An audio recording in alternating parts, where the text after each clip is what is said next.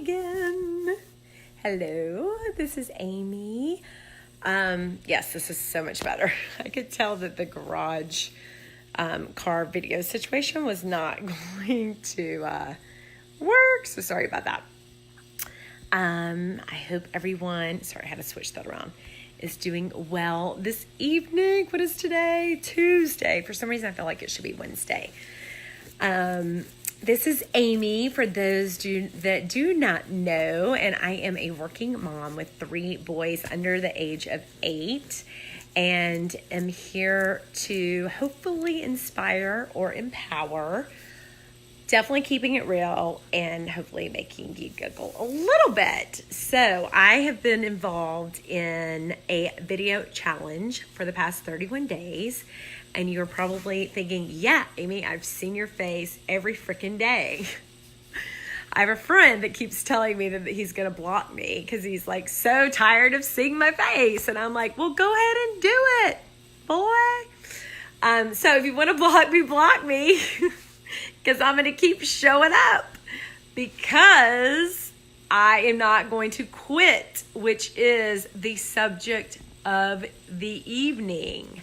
So, in this next level challenge, which is today is the final day, and I will have you know that this is like my final midterm paper that I have waited. I had until midnight tonight to do, and in true Amy Ford fashion, what time is it right now? Like, let's just get a time check. I feel like it's like 11:50 or something. Wait, I saw someone just wrote something. Oh, hi, Lori. Isn't that funny? Yes. I'm sure many people bought me. Good for you. Yay. I probably blocked you. Just kidding.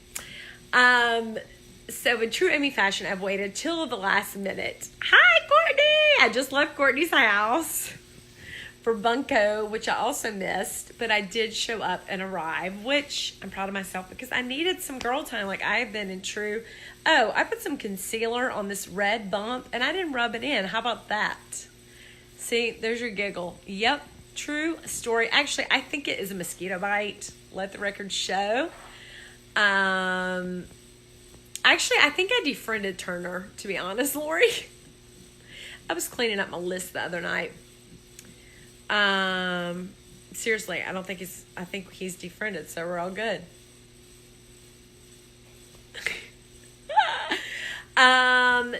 That's just how I roll now. So, the final challenge of this evening that I have waited until the very end to do is why. They want us to share our why of not necessarily why we started, but of why we're not going to give up, why we're not going to quit. And I think really like who the founder of this, the Lady Tribe, which, by the way, if you have any type of business, you should totally be in. Hi, Miss Cop. Hi, Denise. And it's about, like, it's so easy to give up, right? Like, seriously, I think back on my life and all the things I have done and not done. And truthfully, before my children and Brian, my recruiting job, and now the weight loss of oh my gosh, I've made it more red. So hold on. I keep getting confused on this. Leighton is 3.5.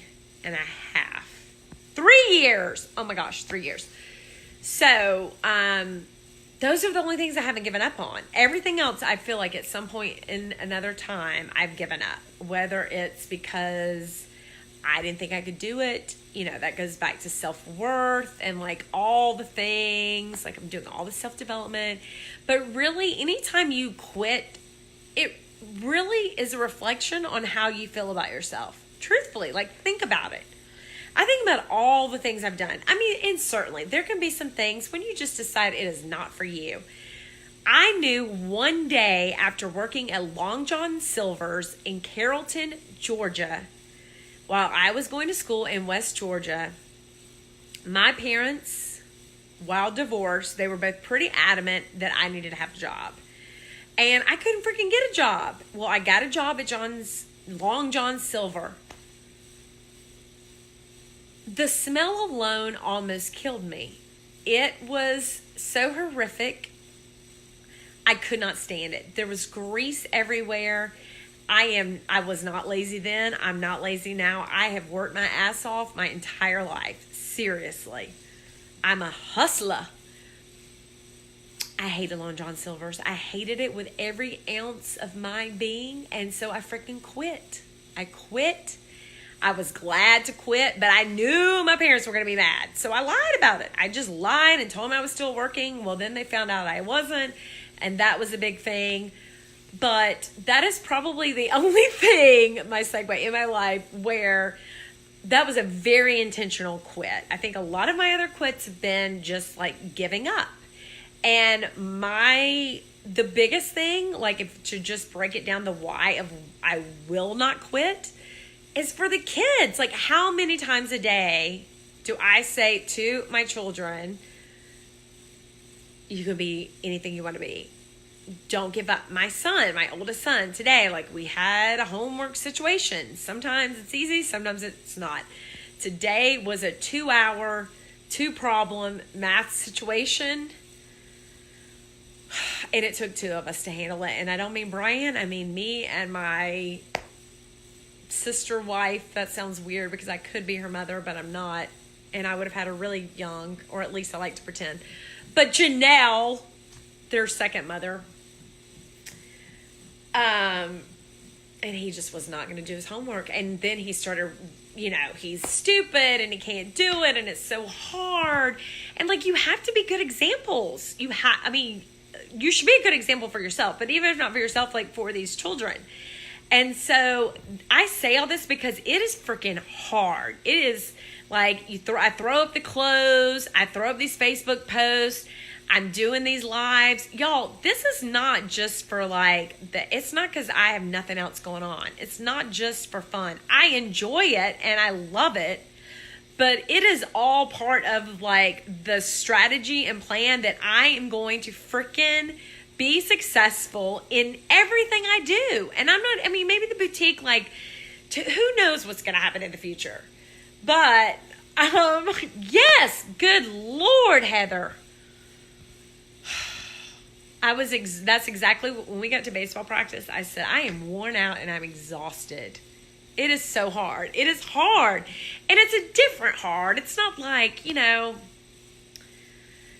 every phase is different. It's not this staying up all night exhausted. Although I still don't get a lot of sleep, so I am a little exhausted. But it's a different hard. And it's emotional hard. And then, you're forming these personalities. Do you know, it is a proven fact that the makeup of a person's being for the rest of their life is determined before the age of 5. Think about that. I have thought about that for years. My best friend from college, Alexis, whose birthday is happening very soon. This is her birthday eve. What time is it? 9:12. Okay, that was unplanned.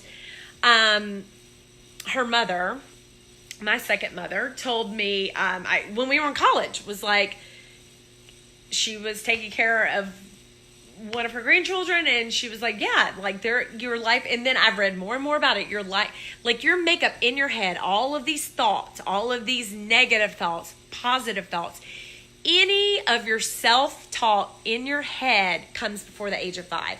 Think about that. That's a lot of pressure on someone.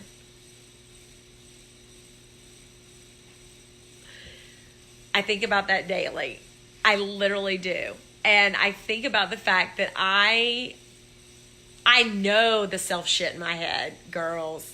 My life was the most nuts from age 1 to, birth to 5. My family was in utter chaos. To 7 or 8. And I'm telling you, it has an effect. Weight, that's why. I comforted myself with weight. I was so sad internally for so long. And it's how you deal with it, right? So you all have your things. But the reason I am not going to quit as hard as this boutique is, because it is so many days, or like all the things, that it would be so much easier to like just be like, you know what, the recruiting business is good. It's more than well. Oh, Lori, I don't mean it like that. It's like, she's younger. So we'll talk. But yes, it's exhausted, and you do take it out on your kids, and like, you know, the thing, like, we know more than our parents knew, and I'm not blaming them, and I'm not being like, oh, stop, Lori, stop. That's not where I was going with that. But seriously, it's really not. Like, we know, you know, each generation, like, you learn from the one before and you move on. And the bottom line is, though, is that I was always like a self-pleaser. And if things got too, I don't know, like, I didn't want to ever let anyone down. I didn't want to let myself down. So I was always putting up these guards, and I would go until I wasn't like where I thought I would be, and then I would pull back. And right now, that's kind of where I'm at. That's my whole point of this freaking ramble, because you know how I am, is that right now I'm at a point in the boutique where it's not freaking like, it's not going to pay the life that we lead with our family. It's not. Like, I don't even know how people survive on retail. It is fun, and it is profitable, and I am enjoying it, and I love it, and I'm passionate about it, and I want to empower women, and I want to inspire women, because for some effed up reason, they like have more to prove in life. But maybe the only way is not through the boutique. It is going to be part of it, but I have been helping women find jobs for years, so I don't know why I like went away from that so hard.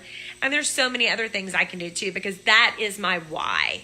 That is what I'm circling back to.